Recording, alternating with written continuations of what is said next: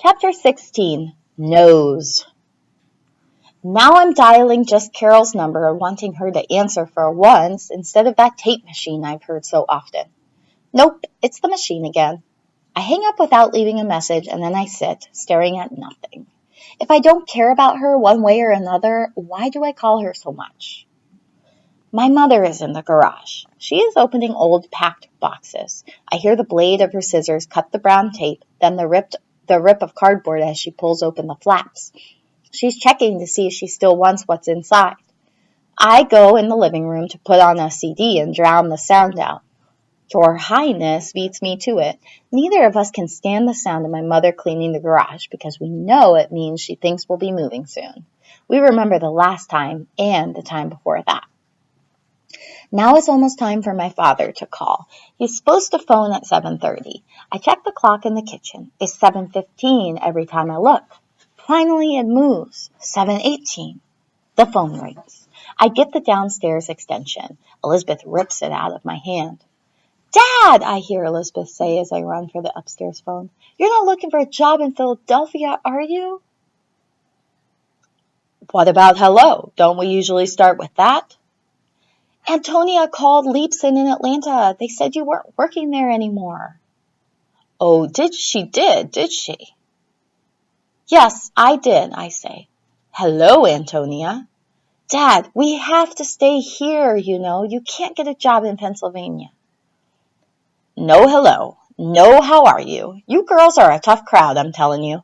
But in answer to your question, no, I'm not looking for a job in Philadelphia. Happy now? Why'd you leave? Elizabeth asked. I gave my notice at Leapson because it was time. I had planned to stay there until they found a replacement, but my crazy ex-boss, Dave, got so upset he told me to pack my desk and get out. It's just as well. It wasn't the right place for me. This is a very positive move. Why didn't you tell us? I asked. You didn't give me time. Fine, Dad, but we're not moving, Elizabeth says. Boy, are you two feisty today. Settle down, okay? There's nothing to worry about. But where are you going to work now? Elizabeth asks.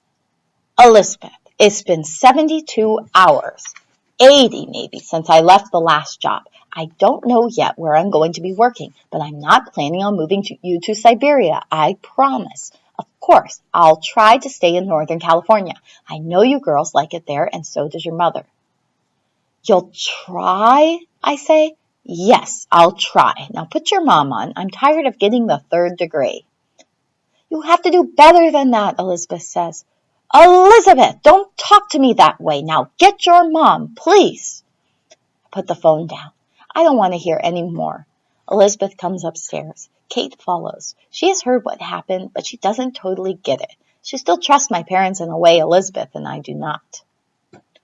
I don't know what Elizabeth and I thought we'd get from talking to my dad, but whatever it is, we didn't get it. We waited for nothing, no information, zip. We sit down in the doorways of our rooms. This is neutral zone. Elizabeth rolls a pink rubber ball to me. I roll it to Kate. Kate rolls it to Elizabeth. We listen to my mom speak to my dad on the phone. A distant talking sound, rising and falling. It stops after a few minutes, fewer than normal. We are like zombies hypnotized by that ball, rolling it back and forth, back and forth. After a while, my mother walks by with a load of laundry. I'm happy to see this. The laundry is an ordinary chore, nothing to do with moving. My mom steps over Elizabeth, then stops. It's unheard of for the three of us to be doing something together. My mom seems to notice this. So, what are you playing? She asks. Nothing, Elizabeth says. Elizabeth's head is rocking as if she's keeping beat to a song that only she hears. She does this when she's upset. My mother watches Elizabeth. She waits for more. Elizabeth is staring at the ball as if stopping it with her hand and rolling it to me requires all of her concentration. We're playing with a pink ball, she replies. I can see that, my mom says as she sets a stack of neatly folded laundry on Elizabeth's bed. My mom comes out of Elizabeth's room and goes into Kate's.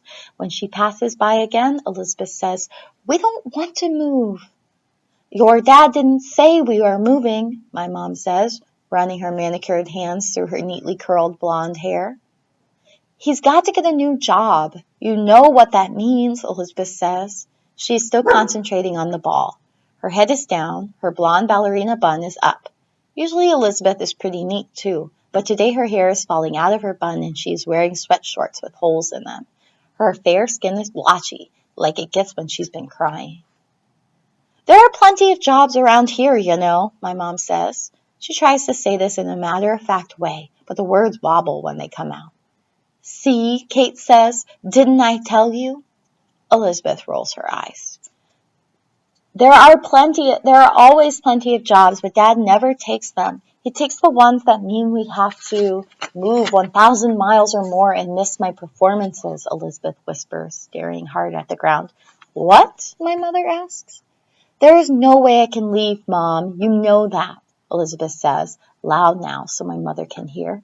Elizabeth has the ball and she's bouncing it low and hard like a basketball dribble. I absolutely can't. I'm going to be in the Nutcracker this year. Don't you even remember that? For goodness sakes, no one is asking you to give up the Nutcracker. Didn't your dad say he'd try to find a job here? What else can he do? My mother asks. This is her I don't want to hear any more about it tone of voice. It's surprising to hear her speak this way to Elizabeth. I'm happy to hear it. Thrilled, actually. But then I start thinking about Harrison and Mr. Emerson and just Carol and all the things I'll lose if we move and the happiness fades away. Why are you cleaning out the garage then, I ask. Because it's dirty, my mother says. You're not going to get us up in the middle of the night, are you? Elizabeth asks. Her voice is soft now. She is scared. Elizabeth, I don't know where you get these ideas. It was a vacation. We got you up in the middle of the night because we were driving across the desert and it was too hot to go in the day. What has gotten into you? She asks, picking up her empty plastic laundry basket. She shakes her head and mutters, You're starting to sound like Antonia. What? Elizabeth asks. Never mind, my mother says, and then she is gone down the stairs. I am not going to leave, Elizabeth says when we hear the kitchen door swing behind my mother. I'm not going to leave either, I say. They can't make us, Elizabeth announces. Refusing to do things is unusual for Elizabeth. Generally, she gets what she wants in a sneakier way. Sure they can. They can make us do anything they want, I say. I have had a lot more experience with disobedience. This is my area of expertise. We could run away, Elizabeth says, her blue eyes all lit up in her blotchy face. I snort. Elizabeth, they don't have street shelters with pink canopy beds, you know. Shut up, Aunt, Elizabeth says. I'm surprised to hear her call me Aunt. It makes me happy, even if it is preceded by shut up. I look at her. I have never seen her so unhappy. She is rocking back and forth, and tears are spilling over her eyelids and running down her cheeks. I bite my lip. I'm not quite sure what to do now. It seems weird for Elizabeth and me to both be mad at our mom. Antonia, did you leave this mess down here? My mom calls up the stairs. Better go down, Elizabeth nods towards Mom. Usually Elizabeth and Kate love when I get in trouble. They eat it up. Right after my mother gets mad at me, they run around helping her do chores for a while, just to prove how much better they are than me. But today, Elizabeth doesn't seem to want me to be in trouble. I didn't leave the mess, I told Elizabeth. Yes, you did. It's from where you brushed Pistachio. Oh, maybe I did. I smile. Antonia, my mother calls louder this time. I shake my head and get up. Elizabeth has the ball stopped with one hand. She doesn't hate you as much as you think she does, you know, Elizabeth says. I'm surprised to hear Elizabeth say this. She has never said anything like it before. In fact, usually she says just the opposite. But you sure do make her mad, especially when you tell her that she isn't your real mother. Man, oh man, you might as well pour gasoline on her and strike a match. Well, she isn't, I say. Oh, come on, Aunt. Just because you don't like our mom doesn't mean you can make up a new one. She shakes her head.